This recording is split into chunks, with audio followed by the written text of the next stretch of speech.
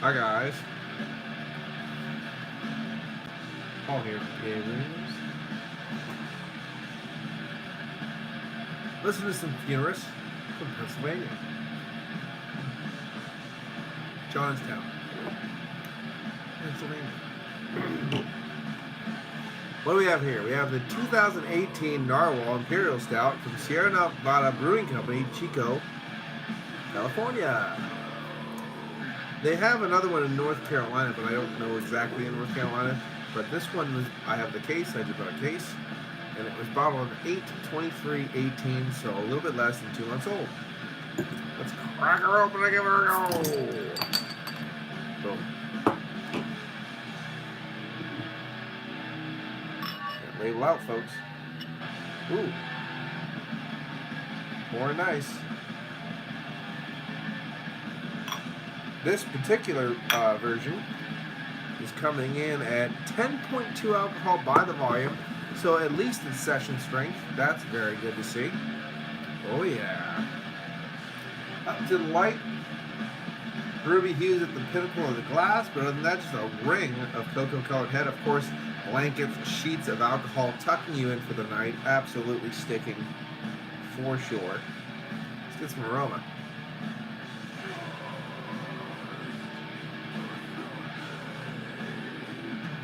A little bit of roasted toasty going on there. Baker's chocolate, hint of coffee. I would say a hint of espresso. Yo, Chris, what's up? It'll probably be a bit thin. I'm just saying. Come on now. Oh, yep. The brewery survived the fires, so they're good to go.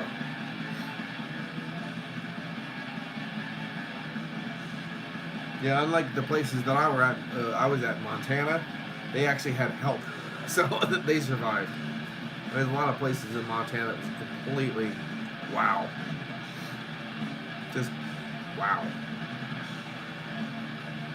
There's a little bit of a raisin, even though it's only 2 months old, there's still a little bit of a raisin coming up with that ethanol alcohol.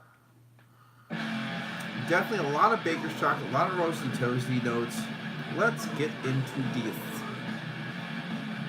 Cheers. I got two of my best friends right there. Watching me already. Fucking yeah. Let's do this. Cheers, Chris. Cheers, Craig. Here we go. Unfortunately, it's not boiling because my house is very cold because I'm very poor. So, there you go. You have to buy craft beer.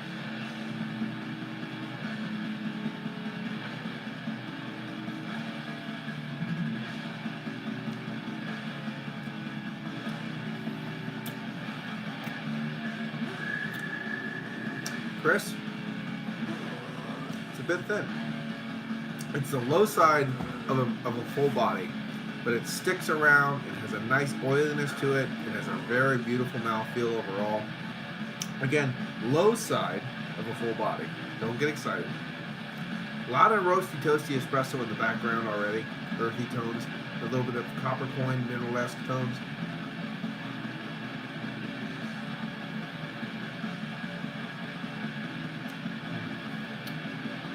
Baker's chocolate in spades, hint of dark chocolate. You have almost a molasses kind of quality, a treacle quality. Because there's a little bit of nuance of dark fruit in there, but not quite vibrant dark fruit. You have a minerality in there, bringing a little copper coin tone too in there.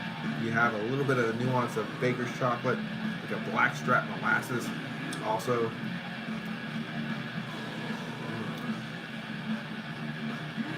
Sounds tasty. I should grab this. Absolutely. Just grab it, because the thing is, the one thing that you can say about this is 10.2% alcohol by volume, but you don't get a hit of the alcohol for 10.2.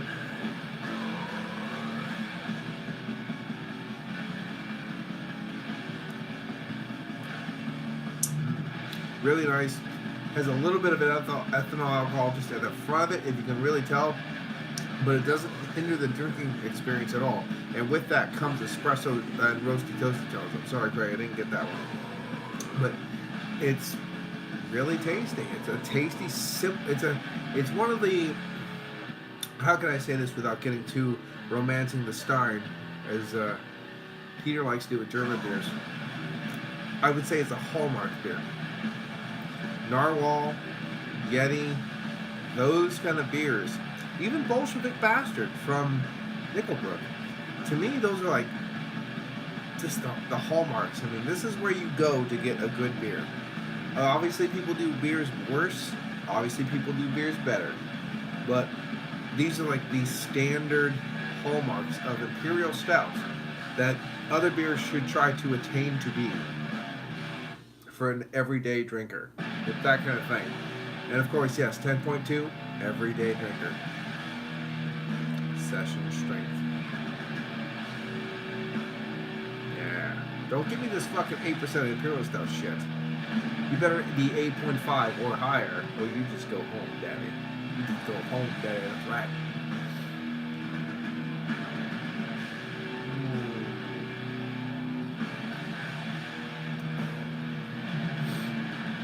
Well, session 10%. I was supposed to say, you can session this. Just don't be a pussy. You can do this. It's all about you. How much effort, how much of this do you want to put in? It's all about you. You know? If you want to half-ass this, just go home.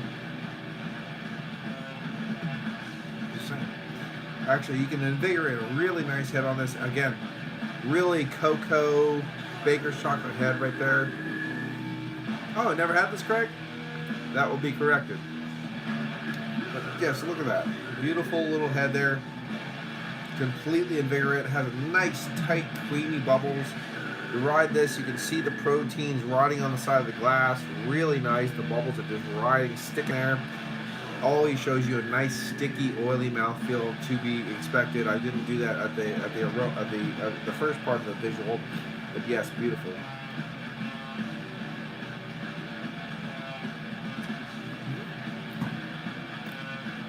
Oh yeah, nice lullaby music in the background, just in case. And Jill is a girl, which is John's wife from Incantation, is in this with John, and does lots of the vocals. So most of the death metal vocals is a girl.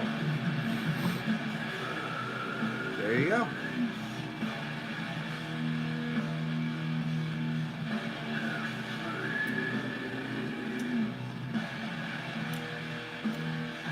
It's not the most bombastic beer in the world. I'll give you that.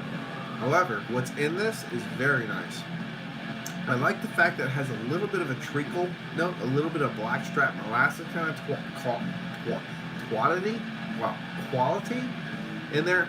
It gives you a little minerality. It gives you a little dark fruits. It gives you a little brown sugar notes and stuff like that. It just gives you those little tones, but it's not really in the forefront. I think with this, at 10.2 especially, the more it goes, the more it ages, the more, yo, Terry, what's up, brother? Haven't seen you in a while. Get that shit going. But this will get better and better and better. Much like the better half that I had from Founders. It will get better and better and better and better and better with age. I bought a case of this. I'm going to try to buy a case of the better half too when I get money. And I'm going to put them aside. I'm going to put little stickers on them. And just say, 2018 all the way to 2002, 28, and I'm just gonna go, and I'm just gonna let one age every year and try it. That's the plan, right? And I'm gonna make sure I take it to my parents, so I don't get drunk and just go down there and drink it. So that's right.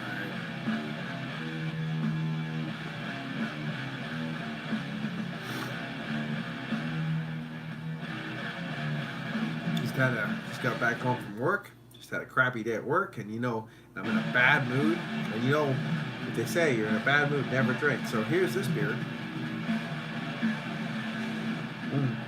I like the fact that it has a lovely nuance of a raisin, but it's not yet showing you all it can give.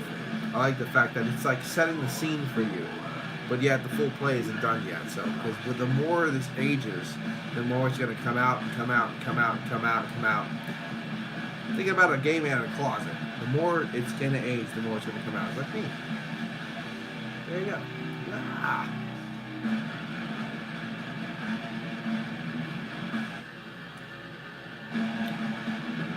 I can't believe, actually, in all seriousness, I can't believe how easy this drinks at 10.2. That's stupid. It's so drinkable. Much like KBS. I can't actually foreshadow KBS on that one. People hate the fact that it has a low, full, high, medium body, which, fuck KBS for that. But other than that, it has that drinkable body. It lends to the drinkability. The KBS has all those nuances. The bourbon isn't too in your face. It's there. It's nuanced. It's blending. And that usually is between 11 and 12. It blends. It's nuanced, but yet drinkable. The same thing with this. Extremely drinkable. I know Albino Rhino doesn't like that, but he doesn't like anybody that's not as pale as he is. So fuck him. But that's the weird thing about that. Yeah, go have fun at the gym.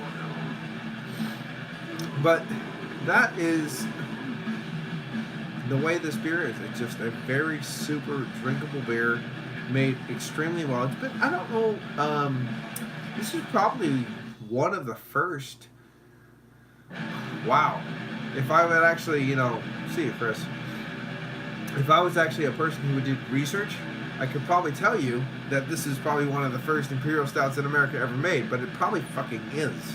Because of Sierra Nevada being one of the first major craft breweries in the country. After 1977, McCarthy basically made it legal for people to homebrew. It started the revolution then, and then Maytag Brewing Company opened over there, Anchor Brewing Company. Sierra Nevada was the second. I'm pretty sure they were about the second of the craft brewing after the Renaissance.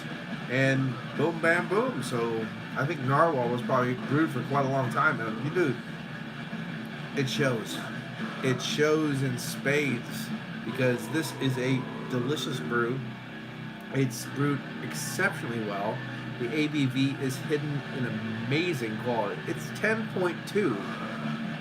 And you drink it like, this is just like a really nice Imperial Stout, or like just a really nice robust stout at like 6 or 7, and you're like, holy shit, it's 10.2. Thank you. And they're nice enough to put the ABV on the bottle. Well, I know a lot of PA brews can't do that. Ooh, shots fired.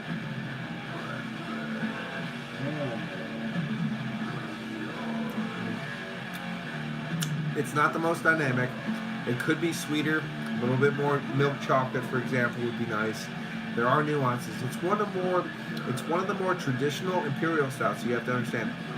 A little bit more earthy, a little bit more hop forward. There's going to be a little bit more earthiness, roasty, toasty tones, a little bit more dry, a little bit more of that black strap molasses quality, where it's got minerality, copper point, brown bread, roasty, toasty brown bread nose, but it's still got those big, savory qualities. It's not going to be as sweet as some other Imperial Stouts. The milk chocolate will lack a little bit, and maybe lactose sugars and stuff like that some get added. You won't get those, but it's more of those traditional styles. And me, as weird and as freaky as I am, and weird little things in bed, blah, blah, blah, I'm kind of traditionalist when it comes to beer. I like really traditional beer. I like traditional beer styles. I like to enjoy that. Because you don't want to lose that. For God's sakes, I don't give a fuck about most of that shit, but you don't want to lose traditional beer styles. And I think this is one of those. It's not a Russian Imperial Stout. I think the terminology gets confused a little bit muddled. But this is a good interpretation of a true Imperial Stout. And I'm going to give this a 9 out of 10. As I said, people do it better, people do it worse. But this is a hallmark. And I think Yeti, Bolshevik Bastard, and this one. Oh my God! Every time I've had these, they've always been top point. So I'm gonna give it a 9 out of 10 for this one. I think hopefully people that have had this will agree with me. If you don't, put it in the comments. This and that, blah blah blah. And there you go. This has been Paul from PABrewNews. Listen to Futurist from Johnstown, Pennsylvania. Yeah. And this is Sierra Nevada's 2018 vintage of the Narwhal Imperial Stout at 10.2 alcohol by volume. Cheers.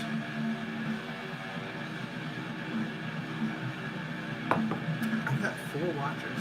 That's awesome. Cheers. Bye-bye. Watch that finger. It's coming. Cheers.